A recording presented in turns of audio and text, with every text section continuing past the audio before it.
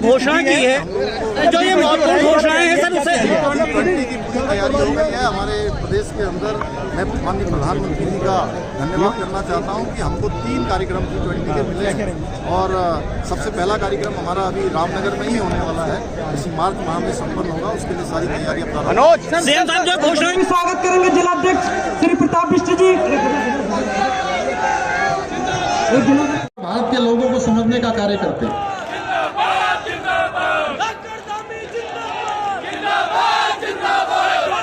कि समूह ग की कोई भी परीक्षा, चाहे वो लोक सेवा आयोग से हो या बाहर की हो या लोक सेवा आयोग के द्वारा कराई जा रही हो, सभी परीक्षाओं में साक्षात्कार की व्यवस्था तत्काल प्रभाव से समाप्त कर दी जाएगी। इसमें तकनीकी और गैर तकनीकी पद भी सम्मिलित होंगे, अर्थात जेई जैसे तकनीकी पदों पर भी साक्षात्कार की व्यवस्था पूर्ण रूप से समाप्त कर दी जाएगी। हमारी सरकार यह भी निर्णय लेने जा रही है कि उच्च पदों में जहां साक्षात्कार आवश्यक हो, जैसे पीसीएस या अन्य उच्च पद, वहां भी साक्षात्कार का प्रतिशत कुल अंकों के 10% से ज्यादा न रखा जाए। इसके अतिरिक्त समय समय पर यह भी शिकायतें मिलती हैं, किसी को बहुत ज्यादा अंक दे दिए जाते हैं और किसी को कम अंक दे दिए जाते हैं। इसलिए हमारी सरकार के पास नौजवानों और विभिन्न संस्थाओं की तरफ से सुझाव आते रहे हैं और साक्षात्कार के अंकों को भी पारदर्शी प्रक्रिया के तहत अभ्यर्थी को दिए जाने की व्यवस्था की जानी चाहिए। ये सरकार की साक्षात्कार में किसी भी अभ्यर्थी को 40% से कम अंक नहीं दिए जाएंगे और किसी भी अभ्यर्थी को 70% से अधिक अंक नहीं दिए जाएंगे और 70% से अधिक अंक दिए जाएंगे। व्यक्ति को बताना होगा, स्पष्ट करना होगा कि अब किस प्रकार की मनमानी अब नहीं चलने वाली है।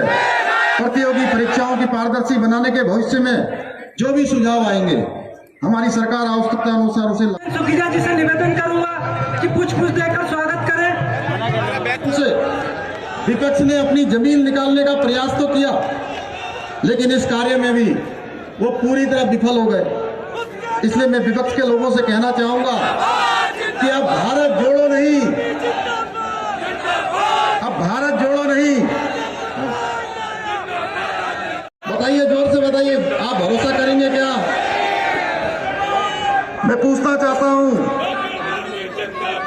कि मुफ्त कोरोना वैक्सीन, मुफ्त राशन, मजबूत सेना, शक्तिशाली भारत बनाने वाली भाजपा सरकार पर विश्वास करेंगे ना? कि महाराष्ट्र की सरकार ने भी इस नकल अध्यादेश की कॉपी मांगी है कि हमने कैसा नकल अध्यादेश बनाया है। गुजरात की सरकार इसको लागू करने जा रही है। भाइयों बहनों, पूरे देश के अंदर सारे ही प्रदेश धीरे धीरे इस नकल अध्यादेश को लागू करने वाले हैं। लेकिन विपक्ष के लोगों को लगता है कि सरकार पर झूठे आरोप लगाकर, अनाप शनाप बोलकर ही अब सत्ता का रास्ता निकलेगा। लेकिन अब इनकी दाल गलने वाली नहीं है। भाइयों बहनों, मैं विपक्ष के लोगों को स्पष्ट कहना चाहता हूं कि अब कोई गलतफहमी न पालें, क्योंकि प्रदेश दी थी कि सीबीआई की जांच करवा दीजिए, सीबीआई की जांच करवाइए। और आपने कुछ महीने पहले देखा होगा कि सीबीआई कुछ लोगों के जो काले कारनामे थे, उन काले कारनामों को जब खोलने का काम कर रही थी, तो दिल्ली हो, देहरादून हो, देश की कोई राजधानी हो या सीबीआई के दफ्तर हो, उनके दफ्तरों के बाहर खूब प्रदर्शन कर रहे थे और गली गली में जाकर सीबीआई को कोसने का काम कर रहे थे। अरे मैं पूछना चाहता हूं कि अचानक आपको सीबीआई प्रेम कैसे हो गया? सीबीआई का प्रेम कैसे हो गया भाई? जो सीबीआई के खिलाफ आप प्रदर्शन कर रहे थे, सीबीआई के खिलाफ नारेबाजी कर रहे थे, सीबीआई को कोस कोस कर गालियां दे रहे थे, अब सीबीआई आपको अचानक अच्छी लगने लगी। आपके नेता, आपके सर्वोच्च नेता और आपकी एक कंपनी के खिलाफ जब कार्रवाई होने लगी और उत्तराखंड में आप कहने लगे, मैं अपने पत्रकार भाई बहनों से भी कहना चाहता हूं, यह बड़ा प्रश्न है। यह प्रश्न केवल मेरा नहीं है कि मैं यहां से बोल रहा हूं, यह प्रश्न पूरे उत्तराखंड का है, उत्तराखंड के नौजवानों का है, उत्तराखंड के आने वाले भविष्य का है। भाई भाइयों बहनों, ये सीबीआई की जांच इसलिए मांग कर रहे थे क्योंकि इनको पता था अगर सीबीआई की जांच होगी तो अगले 5-7 सालों तक कोई परीक्षा आयोजित नहीं होगी, एक भी परीक्षा नहीं होगी। और जब एक भी परीक्षा नहीं होगी तो आप हमारी जमीन तो पहले ही पैरों के नीचे से खिसक चुकी है, तो हमारे इन बेटे बेटियों, इन भाई बहनों, इन प्रतियोगी परीक्षाओं में भाग लेने वाले नौजवानों के कंधे पर बंदूक रखकर अपनी राजनीतिक रोटियां सेकना चाहते थे। भाइयों बहनों, हमने कहा हम किसी की कंधों पर बंदूक रखकर नकल विरोधी कानून पर सवालिया निशान लगाते हुए सरकार की छवि को धूमिल करने का प्रयास किया है। हमारी सरकार करवा रही है और जांच निष्पक्ष हो, किसी भी अपराधी या माफिया को छोड़ा न जाए, यह भी सुनिश्चित करने के लिए मैं लगातार स्वयं इस सारे जांच की गतिविधियों की मॉनिटरिंग करता हूं, स्वयं मैं इसका पर्यवेक्षण करता हूं। हमारी जांच में किसी प्रकार की कोई कमी न रहे, कोई पक्षपात न हो, कोई माफिया, कोई अपराधी, कोई बड़ी पहुंच वाला इससे छूटे नहीं। इसके लिए भाइयों बहनों, हमने यह भी निर्णय लिया है कि माननीय उच्च न्यायालय के न्यायमूर्ति से पूरी दूसरी ओर हमने नई खेल नीति को लागू किया है और इतना ही नहीं, युवा खिलाड़ियों के लिए किए गए सभी वादों को पूरा करने का भी प्रयास किया है। इस प्रकार से हम प्रदेश में पर्यटन नीति, ऊर्जा नीति सहित विभिन्न विभागों में जो संबंधित नीतियां हैं उनको लाने का लगातार प्रयास कर रहे हैं, जो भविष्य में प्रदेश में जहां एक तरफ रोजगार को बढ़ाने में सहायक सिद्ध होगा।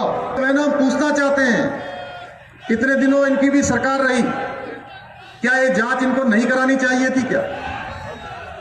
अगर ये जांच करवा दिए होते तो आज ये दिन देखना नहीं पड़ता, क्योंकि भविष्य में जो हम ये नकल विरोधी कानून लाए हैं, यह विपक्ष द्वारा पोषित माफियाओं को पूरी तरह से नेस्तनाबूद करने का काम अगर कोई करेगा तो ये नकल विरोधी। उत्तराखंड को हिंदुस्तान के श्रेष्ठ राज्यों में शामिल करना, बेटा है, बेटी है, उसको और उसके माता पिता को कैसा लगता होगा।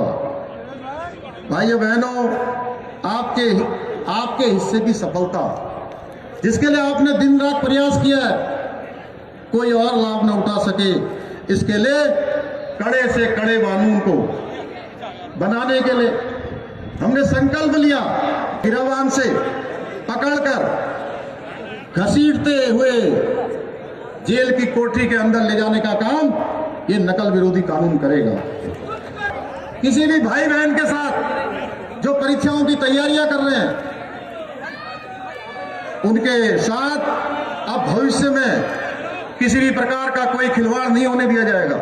सदैव प्रयास रहा है कि हम समाज के हर वर्ग के जीवन के स्तर को ऊंचा उठाने का काम करेंगे। और पिछले साल भाइयों बहनों, 5 नवंबर को 2021 को बाबा केदार की भूमि से माननीय प्रधानमंत्री नरेंद्र मोदी जी ने उस पुण्य भूमि से कहा था, संकल्प को धरातल पर उतारने के लिए आप और हम सब मिलकर काम कर रहे हैं। मैं आज अपने युवा साथियों से, बुजुर्गों से के लिए हम पूरी सरकार के साथ सदैव जो भी सबसे बढ़िया प्रयास हो सकता है, हम अपना अगला बजट भी प्रस्तुत करने के लिए तैयारियों में व्यस्त हैं। हमारी सरकार का प्रयास है कि आने वाला बजट वाला है, प्रदेश के युवाओं की आशाओं और आकांक्षाओं के अनुरूप ये बजट हम लेकर आएंगे। जो ये आभार रैली आयोजित की है, ये मेरा नहीं बल्कि मैं आपका आभार व्यक्त करता हूं,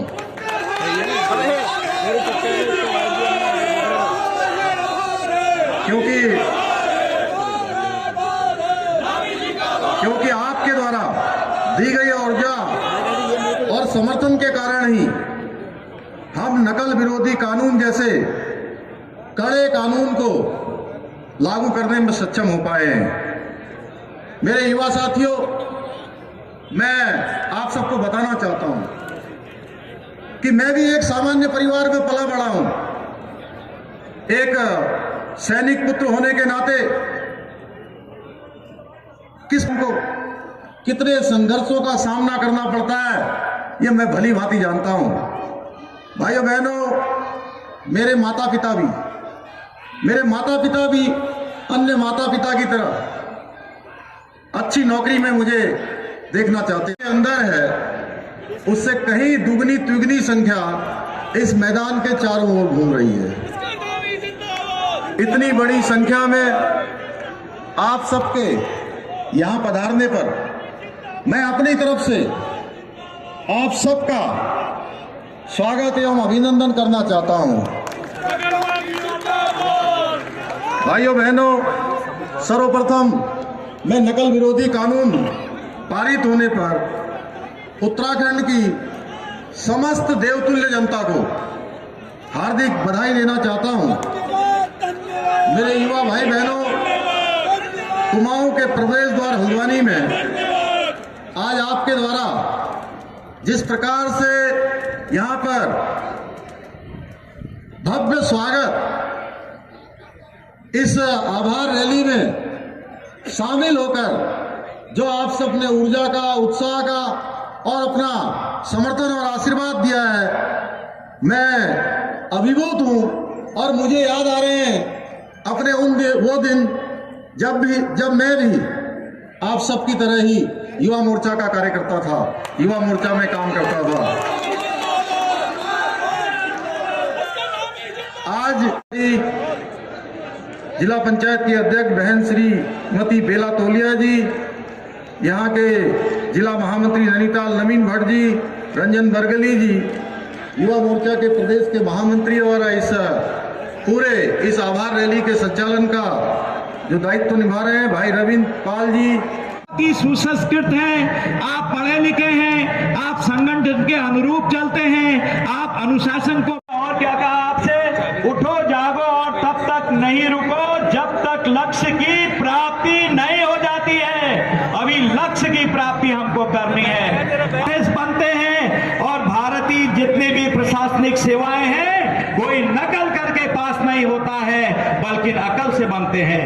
हमारे गुरुजन, मैं बार बार बताता हूं, K2SO4 Al2SO4 whole thrice 24H2O, क्योंकि आप लोग केमिस्ट्री भी पढ़ रहे होंगे, युवा मोर्चा में है, गणित भी आपने पढ़ा होगा। अब कुछ गणित हमारी बंद हो गई है।